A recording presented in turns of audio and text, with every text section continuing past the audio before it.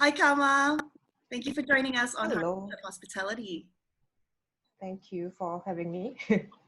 Thanks for making the time on your day off. So today we're gonna have you share with us your stories on how you journeyed through hospitality. Yeah, let's do a quick introduction. Can you share with us what do you do and how long have you worked in hospitality? So currently I'm actually the assistant restaurant manager at like a restaurant bar. And I've been in hospitality for 6 years, coming 7. Yep. Okay. Have you always worked in F&B, like food and beverage? For the most part, yeah. I started off from a completely different industry. I used to work with kids. And then I made a very random switch over, which was purely accidental. Okay. So Yeah. now I have to ask you, what drew you into this industry then? What drew you into hospitality?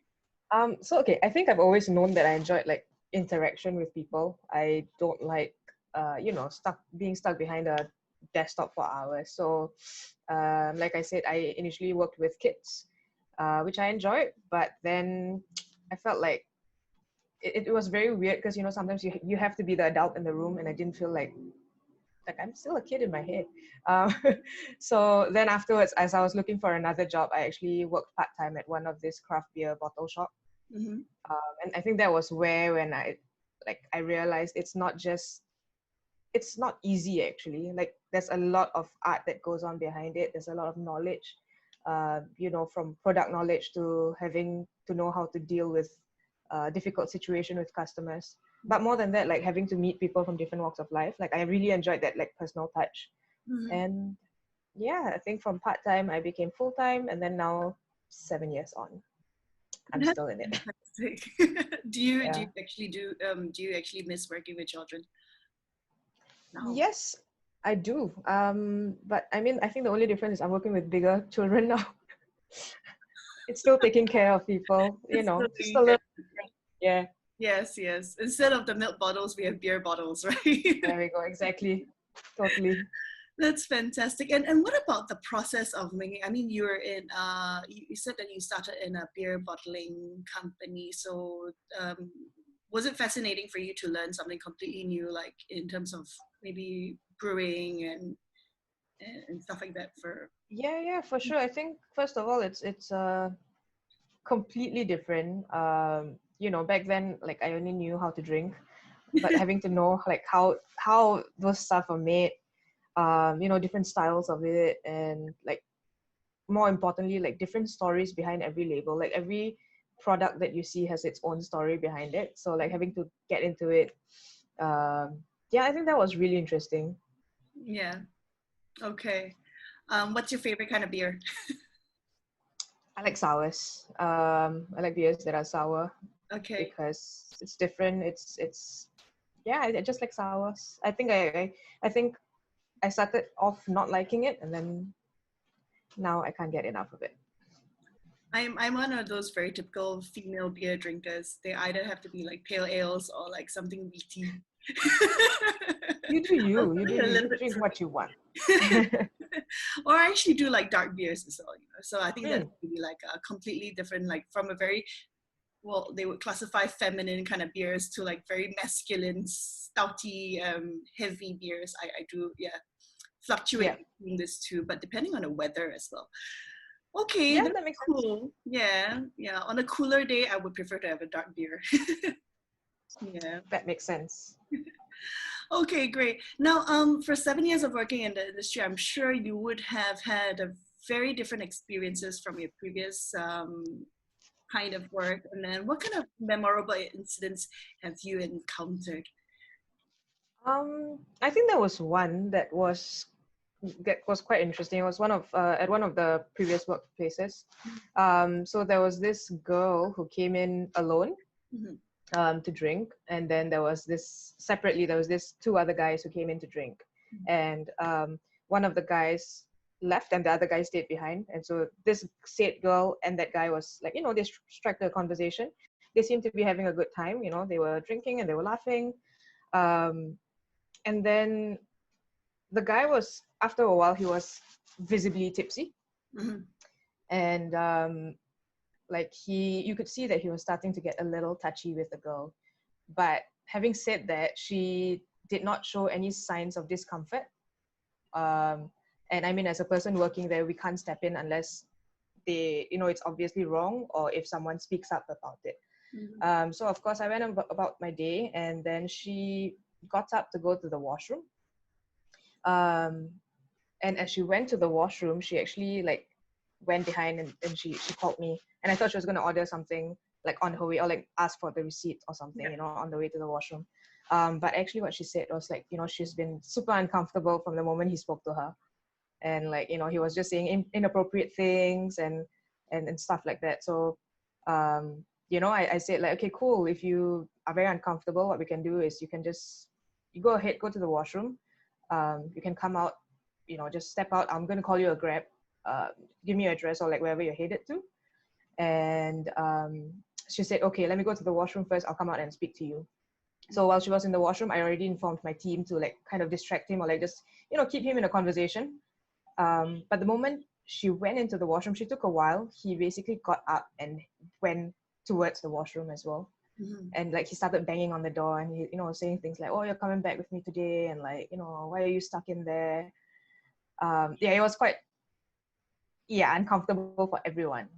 Yep. And then eventually one of my colleagues told him, hey, you know what, you look like you need another beer, let me give you another drink. And so he went back in front, waited for her, and eventually she came out and she said that, oh, I live really nearby. I don't need a Grab, but like I would appreciate it if maybe like someone could walk me over, because she felt very unsafe. And so like that was one of the incidents. Like I basically walked her over, and as we were walking out, the guy tried to come out again. And so she was like, oh no, this is my friend from really long ago, and I just noticed that he's working here, and we're just going to have a conversation, I'll be back.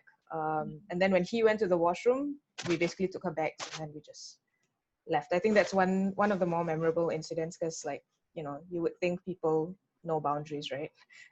But they don't. So apparently she said that she did tell him that she was a bit uncomfortable.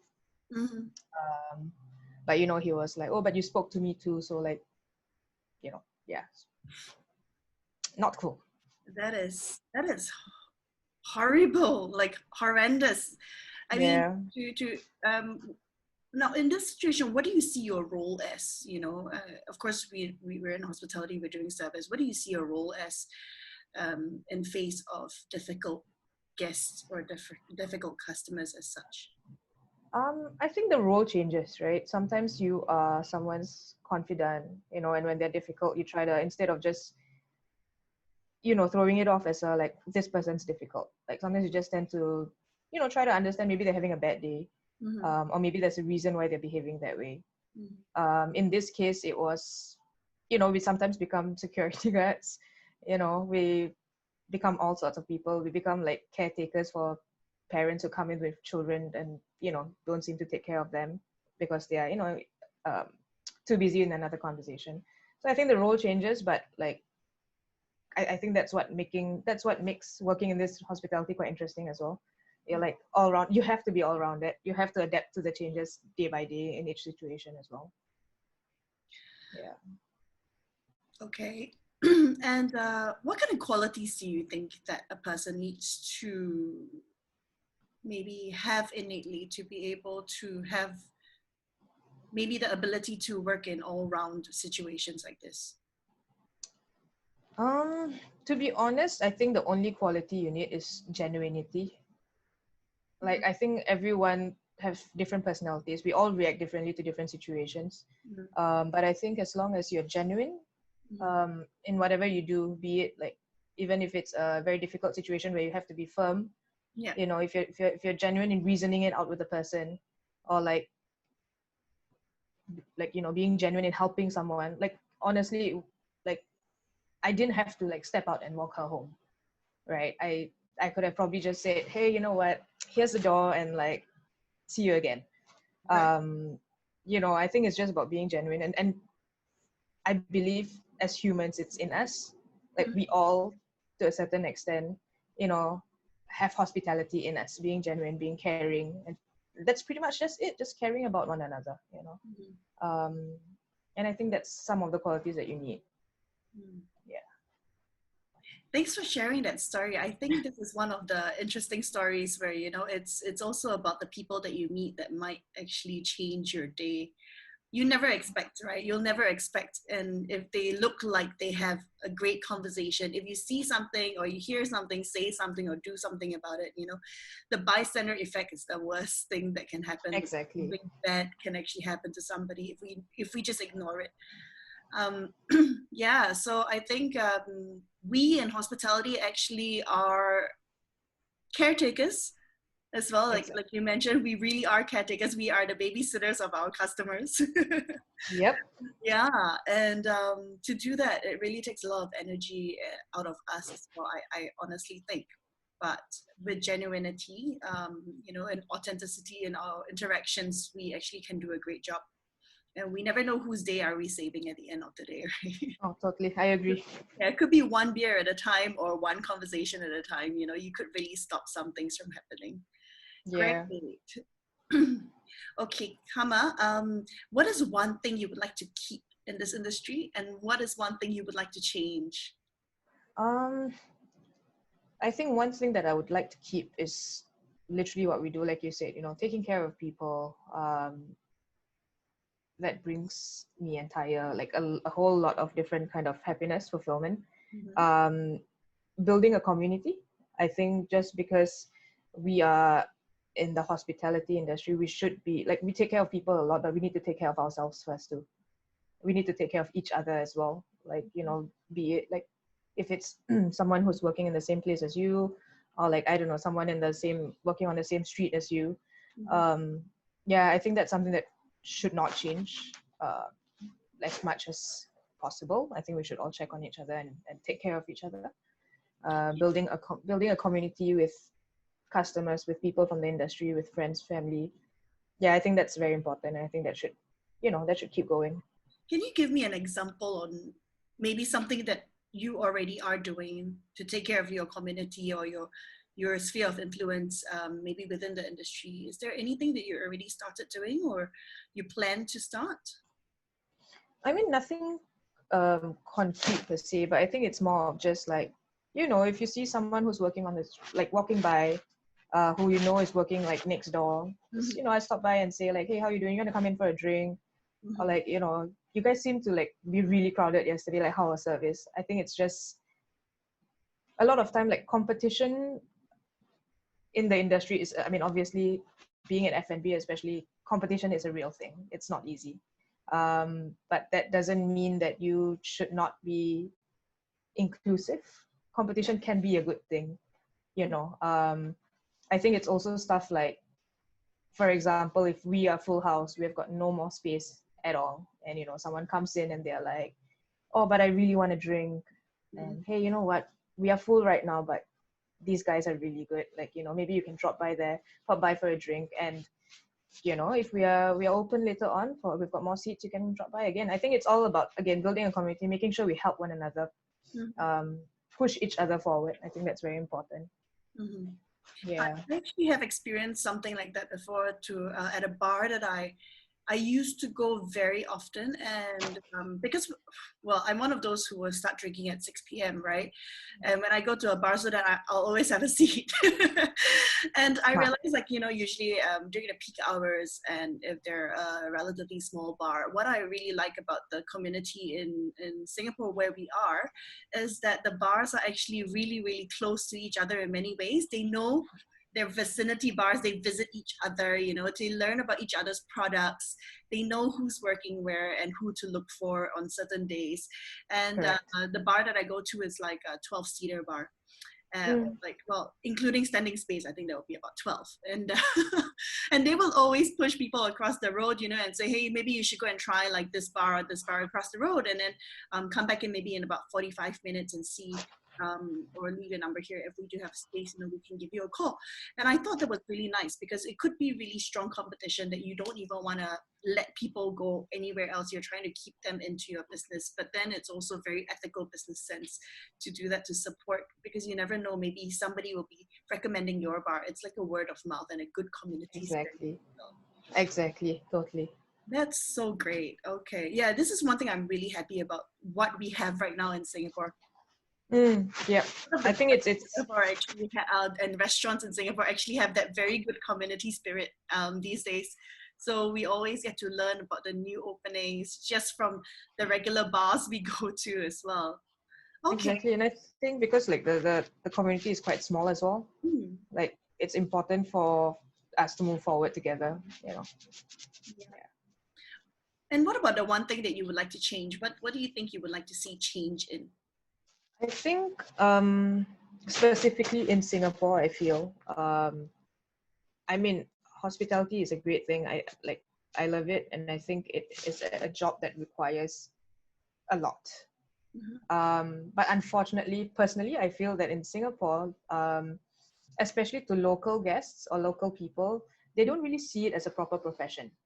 Mhm. You know, a lot of them, sometimes think that it's people who can't do anything else in life, did not study hard enough or well enough, Mhm. But I also think the reason why, it's quite evident if you see overseas, UK, Europe, whatever, there are like specific institutions and academies for like hospitality. In Singapore, you don't see that as much. Mhm. Um, and I think that that impression that people have, not all of them, a handful of them, they always talk down to us, or I even had a guest who came in with her daughter, and I overheard her saying like, you better study hard, if not you're going to be working one of these. It's like, what's wrong with working in this line? I take pride in it. It's not because I did not study enough or I have nothing else to do in life. I chose to do this, and I'm proud of that. So I think, yeah, if anything at all, one thing I'd like to change is um, that hospitality as a whole be recognized as a proper profession, a respectable profession with a lot of opportunities for career advancement in Singapore. Yeah, I love that. Absolutely love that. It's the perceived mindset of the public, right? That actually, exactly. um, in one way, I find that the perceived mindset, especially maybe in Singapore, I see it very apparently as well as you mentioned, but also in many parts of Asia, Mm, especially if it's a developed part of Asia. And then you do see correct. people taking the jobs in hospitality as people who are in service, subservient. Exactly. This is quite interesting because I'm going to reverse this a little bit and ask you, what do you think as people working in hospitality, what can we do to actually help increase the perceived value in the eyes of our customers? Is Um, there anything we can do? I think first of all, again, it's a lot of them. Mhm. They come from a place of ignorance, right? Mhm. It's the your standard Asian mentality. Like if you're not a doctor, an engineer, or a lawyer, you're nobody in life. Um, but I think again, conversations. I think it's slowly changing. I think it's a lot better than like say 5 years ago. Like it's a lot better. You get people who come in, and like nowadays you get people who have conversations with you, just like, oh, how do you start off in the industry, and like what kept you, like questions Like like what what we're you're doing. asking. Exactly, like what why this industry, what made you stay so long. So I think it's all about awareness as well. Mhm. um and in situations where, like I mentioned earlier, there was that one guest who brought her daughter, and she was like, you better study hard or you're going to be working like these people. Mhm. I actually spoke to the mother, just very nicely, kind of sneakily, sneaked in like a nice little comment about, I told her that in like in Singapore you don't have a lot of that, but you do have people who pay to go to, like, as you would with any other institute, there are people who would pay to go for like to the institute of, like, any hospitality academies. And even if you don't, right, it's what we're doing is pretty much like, for me, what hospitality is, it's like having a bunch of your friends at home, calling them over to your house. You want them to be comfortable enough to ask you anything or tell you anything, but you don't want them to do the dishes. Mhm. So what I told her is, it's exactly that. When you have when you have guests or relatives visiting your house, we're doing exactly that, but we're doing that for the whole community. We're doing that for everybody. And I think if that is not something that is respectable, I don't know what you see, like what's your definition of respectable? Like, you know, so I think it's all about conversations. I think another thing that's changing it already is that a lot of younger people are also joining. We have a very good mix of people in the industry from overseas as well, you know, with different sets of experience. So I think like that mix is a very good start, I would feel. Yeah.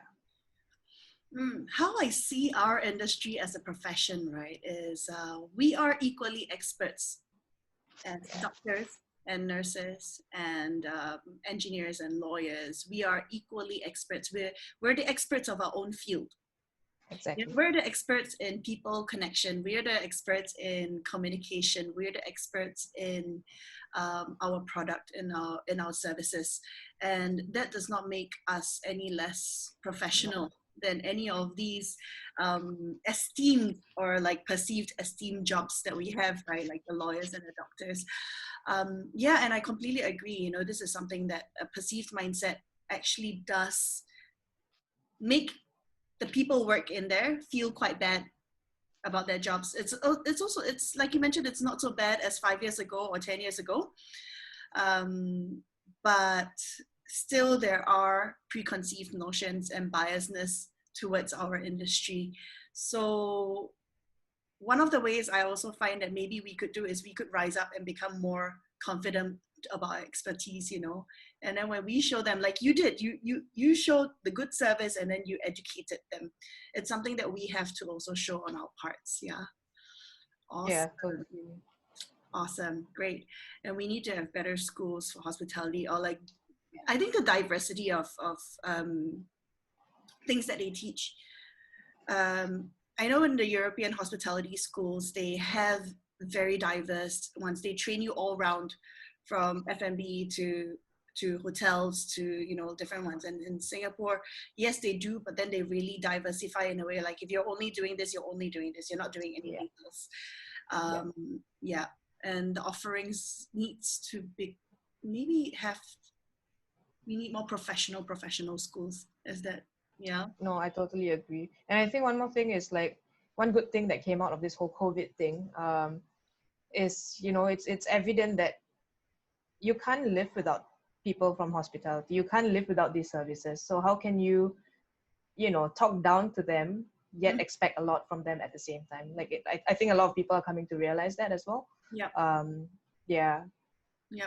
You wouldn't do that to your doctor or your architect. Nope, you wouldn't. Exactly. Great. Okay, my favorite question.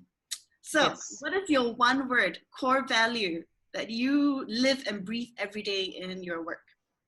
I actually said it earlier on, genuinity. I think that's just something that you need in you. Yeah, I think that's the core value that one should have, you know, despite anything, to just take it one step, one day at a time. And I think that will bring not just people in the industry, I think that just brings us as humans, like, you know, very far.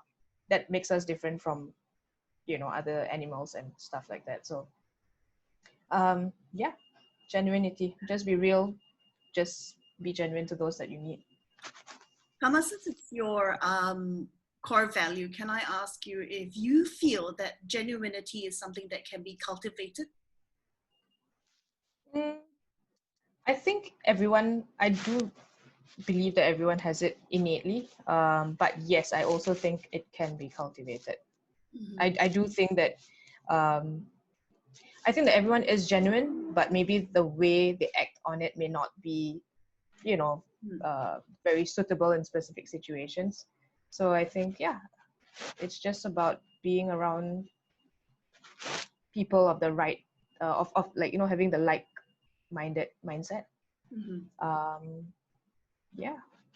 I think sometimes you can be genuine, but you're not sure when or how to act on certain situations.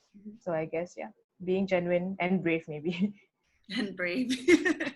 Yeah. Okay. Yeah. I feel perhaps we could maybe scenario based. There are times when Yeah. we're put in unfamiliar situations, we will not know how to behave in a genuine way. Yeah. And then when we encounter it, maybe the next time we will be more confident, and yeah, and the genuinity would probably come out of it. There you go. Yeah. Awesome. Great. Well, do you have any last words for our viewers?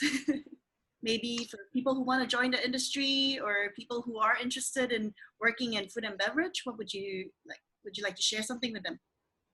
Do it.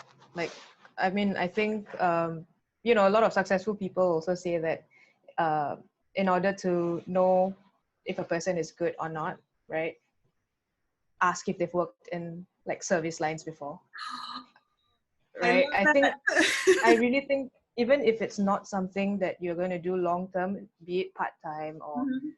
ad hoc, I don't know, do it. I think you'll not only learn how to treat other people properly, but on the other hand, you really do to meet people from different walks of life.